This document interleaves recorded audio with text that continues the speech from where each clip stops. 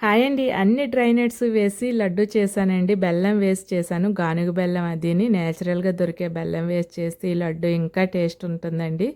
అయితే చిన్న పిల్లల నుంచి ముసలి వాళ్ళ వరకు తినగలిగే లడ్డు అండి. ఎందుకంటే కోర్స్‌గా గ్రైండ్ చేసి చేస్తాం కాబట్టి తినడానికి కూడా చాలా వీలుగా ఉంటది. కొంచెం ఇంట్లో వీక్‌గా ఉన్నవాళ్ళు గాని, ముసలి వాళ్ళు గాని, పిల్లలకి గాని చాలా హెల్ప్ అవుతదండి ఈ లడ్డు.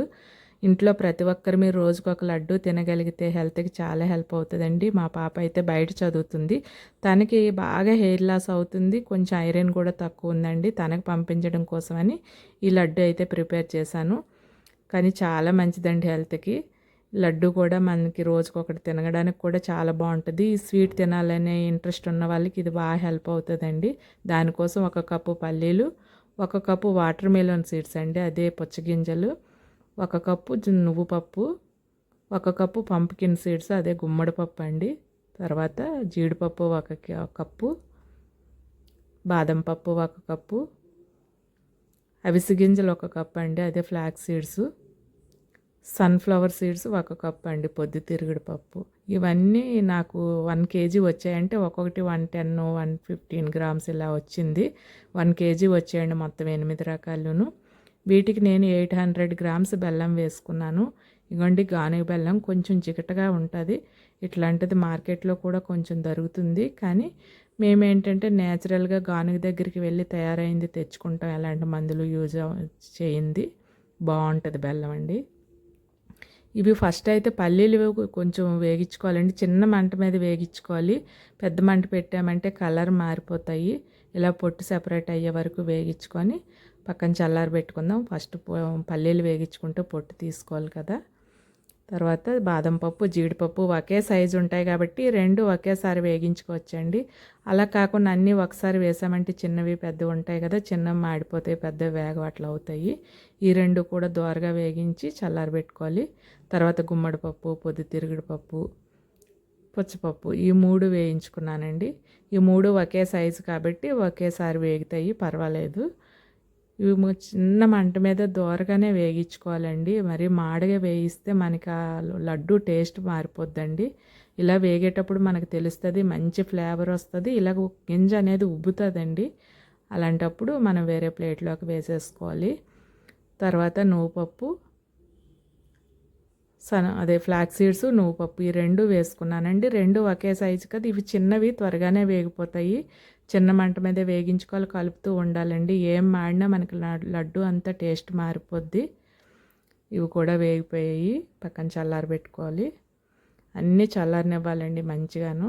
తర్వాత ఈలోపు మనకి పల్లీలు చల్లగా అయిపోయాయి. పొట్టు కూడా మంచిగా వచ్చేస్తుంది.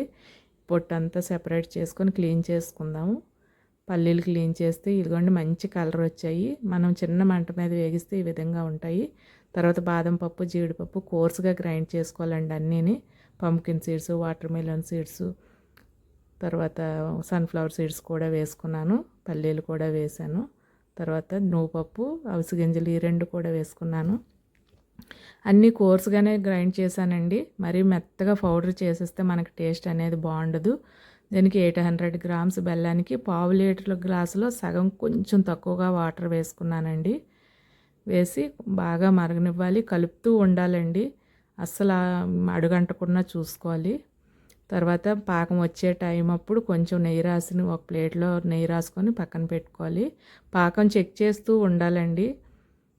లేదంటే మళ్ళీ అడుగు పట్టడమో లేదంటే పాకం గట్టిగా అయిపోవడమో అవుతుంది కదా. ఇంకా పాకం వచ్చేస్తుంది అనుకునేటప్పుడు కొంచెం 2 స్పూన్స్ నెయ్యి వేసుకోవాలి. ముందు చెక్ చేసింది కొంచెం మెత్తగా ఉంది. మళ్ళీ ఇంకొకసారి చెక్ చేసుకుంటున్నాను నెయ్యి వేసిన తర్వాత.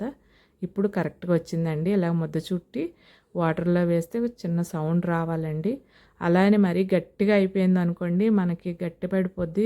ఉండ చుట్టడానికి మనకి కుదరదు, తొందరగా గట్టి పడిపోద్ది. అలాగని లేతగా ఉన్నా ఉండరాదండి.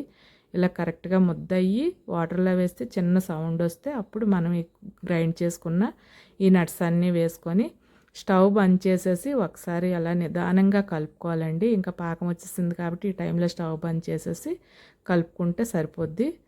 మంచిగా కలిపి ఒక స్పూన్ నెయ్యి కూడా వేసుకోవాలండి. వేసుకుంటే మనం వండి చుట్టేటప్పుడు చెయ్యి కంటకుండా మంచిగా ఈ ఆవు నెయ్యి వేయడం వల్ల టేస్ట్ కూడా చాలా బాగుంటుంది. ఫ్లేవర్ కూడా బాగా వస్తుందండి. ఇంకా కలిపేసి నెయ్యి రాసిన ప్లేట్లోకి వేసేసుకోవాలి. ఇలా వేయడం వలన అస్సలు ప్లేట్కి అంటదండి. చూసారా అలా ముద్ద అటు ఇటు జరుగుతుంది. ఈ టైంలో చక్కగా గోరువెచ్చగా అయిన తర్వాత ఉండలు చుట్టుకోవాలండి. ఇదేంటంటే మనకి టింగమని లాగా లేకుండా కొంచెం బాగుంటుందండి వండి తినడానికి. మరి గట్టి పాకం అయితే ఫాస్ట్గా చుట్టేయాలి. ఇలా అయితే మనకు నిదానంగా చుట్టుకోవచ్చు. ఇలా గోరువెచ్చగా ఉండేటప్పుడు కావాల్సిన సైజులో చుట్టుకుంటే సరిపోద్ది. ఇలా కోర్స్గా గ్రైండ్ చేయడం వల్ల మనకి పంటికి తినేటప్పుడు ఆ పప్పులు టేస్ట్ తగిలి టేస్ట్ అయితే చాలా బాగుంటుందండి. ఇలా చేసుకొని తిన్నామంటే రోజుకొక లడ్డు అసలు వీక్నెస్ అనేది ఉండదండి.